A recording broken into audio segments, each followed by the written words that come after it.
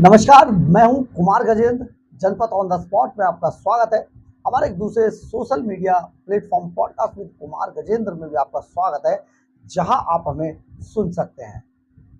दिल्ली के अंदर बेहद चर्चाओं में रहे एक समय पर सत्येंद्र जैन और नंबर 2 कहे जाने वाले सत्येंद्र जैन आज जमानत पर तिहाड़ जेल से बाहर आ गए। करीब 873 दिनों तक, करीब 2.5 साल तक तिहाड़ जेल के अंदर रहने के कारण सत्येंद्र जैन का स्वास्थ्य कई बार डगमगाया। एक बार उन्हें अंतरिम जमानत भी देनी पड़ी, लेकिन बाद में सरेंडर करके फिर जेल चले गए।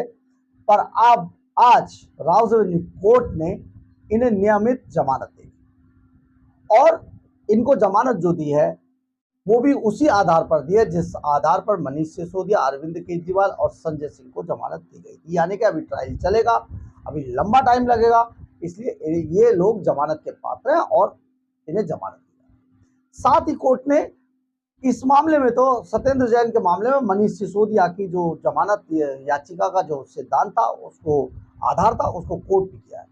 खैर, इसको छोड़ देते हैं। लेकिन सबसे बड़ी बात यह है कि दिल्ली के अंदर सत्येंद्र जैन के तिहाड़ जेल से बाहर आने के बाद अरविंद केजरीवाल की मुश्किलें बहुत ज्यादा बढ़ गई हैं। अब आप कह रहे होंगे भैया वो तो साथ ही है, मुश्किलें कैसे बढ़ गई हैं? जी हाँ, अरविंद केजरीवाल अब अपने ही गढ़ में, अपने ही दुर्ग में घिरते जा रहे हैं। दरअसल है क्या, आप इस स्ट्रैटेजी को पूरी को ऐसे समझिए। एक बार जब पंजाब के अंदर आम आदमी पार्टी जीतती है चुनाव, वहां पर राघव चड्ढा को पहले से कमिटमेंट किया गया था। बाद में अरविंद केजरीवाल के दिमाग में आया कि सुनीता केजरीवाल को मुख्यमंत्री बनाया जाए।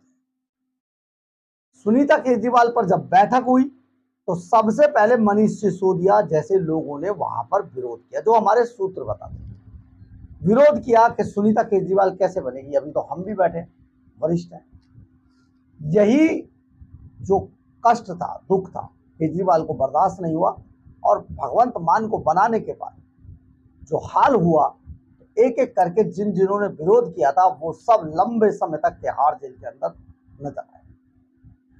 अब आप ये समझिए, मनीष सिसोदिया, सत्येंद्र जैन, संजय सिंह तो खैर इनके खास है, इनके तिहाड़ जेल जाने के बाद अरविंद केजरीवाल के सामने सारी मुश्किलें हल हो गई और वो खुलकर खेल रहे थे। उन्होंने अपनी जो पत्नी, धर्म पत्नी है सुनीता केजरीवाल, उन्हें कई बार कोशिश की कि या तो दिल्ली की बागडोर उन्हें सौंप दी जाए या सीधे सीधे उन्हें मुख्यमंत्री बना दिया जाए।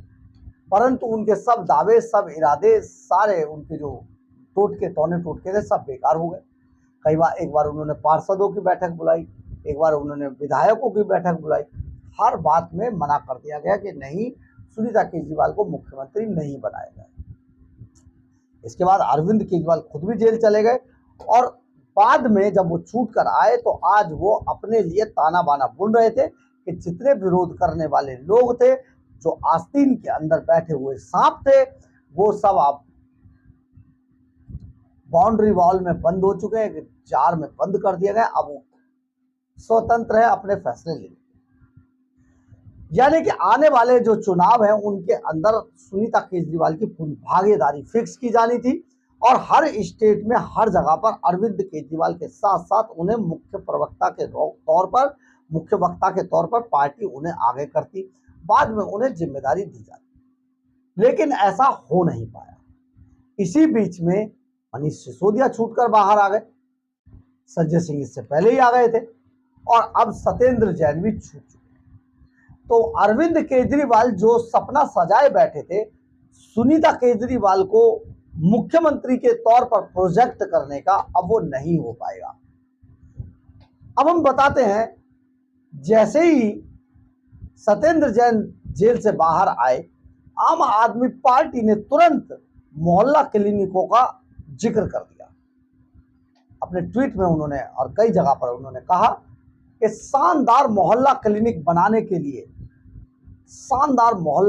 बनाने वाले सत्येंद्र जैन, ये सब कहा, लेकिन ये नहीं कहा अरविंद केजरीवाल जी, देश और दिल्ली की जनता आपसे ये सवाल पूछती है कि आप ये भी अपने साथ जोड़िए, शानदार शीश महल बनाने वाले सत्येंद्र जैन छूट करा गए, क्योंकि शीश महल से अच्छा दिल्ली के अंदर सत्येंद्र जैन ने कुछ नहीं बनाया। हर चीज में माल खाया। आपको याद है BEL, Bharat electrical limited, BEL Bharat electrical limited 16 crore रुपए का जुर्माना लगाकर 7 करोड़ टेबल के नीचे से लेकर निकल लिए, तिहाड़ गए। आपको याद है सुकेश चंद्रशेखर से जो वसूली की गई थी, उसमें भी सत्येंद्र जैन जेल में। तो ये सारी चीजों का जिक्र भी होना चाहिए था। और ये सत्य की जीत तो बिल्कुल भी नहीं हो सकती, क्योंकि जीत तब होती है जब बरी हो जाती है। ये तो जमानत मिली है। और ये जो चंदा जितने भी लोग हैं, चाहे वो केजरीवाल हो, चाहे वो मनीष सिसोदिया हो, चाहे वो संजय सिंह हो, चाहे वो विजय नायर हो, और अब सत्येंद्र जैन, इन सबको जमानत मिली है, जमानत पर छूट कर बाहर आए। तो केजरीवाल जी, आपसे जनता कई सवाल पूछना चाहती है। हालांकि जनता अपने सवालों का अगर जवाब नहीं मिलेगा तो जनता आपको चुनावों में हरियाणा से बढ़िया रिजल्ट आपको दिया जाएगा। हरियाणा में तो जमानतें जब्त हुई हैं। यहाँ तो आप 150 वोट पे सिमट के ना रह जाओ तो यूं कह देना। और हमने अपनी हर वीडियो में उस वक्त भी कहा कि अरविंद केजरीवाल की हरियाणा में जमानत जब्त है, कोई भी उठाकर देख लीजिएगा। लेकिन सबसे बड़ी बात यह है कि केजरीवाल जी सत्यमेव जयते बिल्कुल ना कहें, भगत सिंह का नाम बिल्कुल इस्तेमाल ना करें, अपने आप को बहुत कट्टर ईमानदार का सर्टिफिकेट देना अब तो कम से कम छोड़ दीजिए।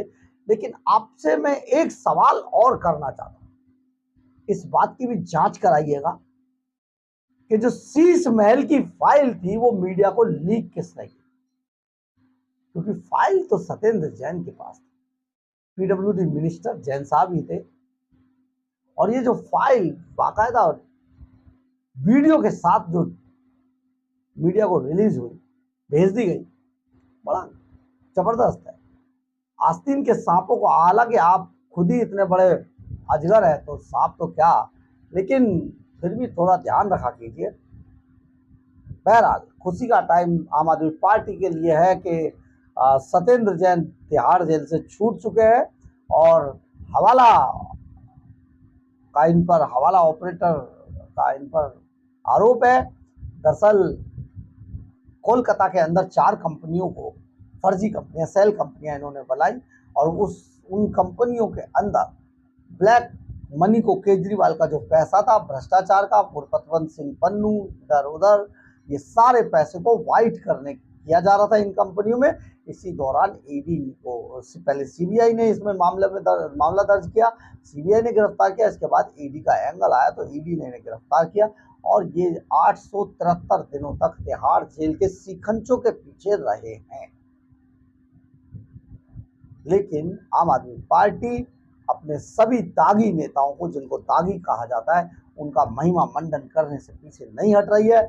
और ये अपने आप में, आप समझिए कि बेईमानों का जो झुंड है, अपनी बेईमानी को भी इन्हें बड़ा घमंड है और उस बेईमानी का ताज एक दूसरे के सर पर रखकर खुश हो रहे हैं और दिल्ली की जनता को दिमागी रूप से कमजोर समझ रहे हैं।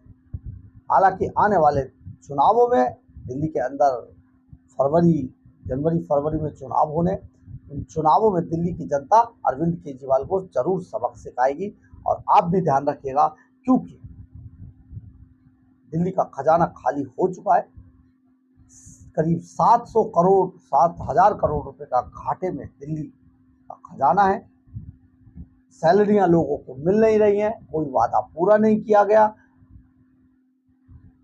दिल्ली में प्रदूषण ही प्रदूषण है, फिर से डालने की कोशिश है। ऑड इवन टाइप की चीज़ें लाई जाएंगी, बाहर से निकलना, वर्क फ्रॉम होम, ये सारा अरविंद केजरीवाल का जो नाटक है वो आपको ख़त्म करना होगा। और सचमुच जो हमारे पास जो खबरें आ रही हैं, दिल्ली की जनता अगले चुनाव में इन्हें नकार दें। बहरहाल, अगर आपको हमारी खबर अच्छी लगे तो आप इसे लाइक, सब्सक्राइब और शेयर जरूर करें। कमेंट्स बॉक्स में अपनी राय जरूर लिखें, इससे हमें बहुत बहुत बहुत ऊर्जा मिलती है। जय हिंद, जय भारत।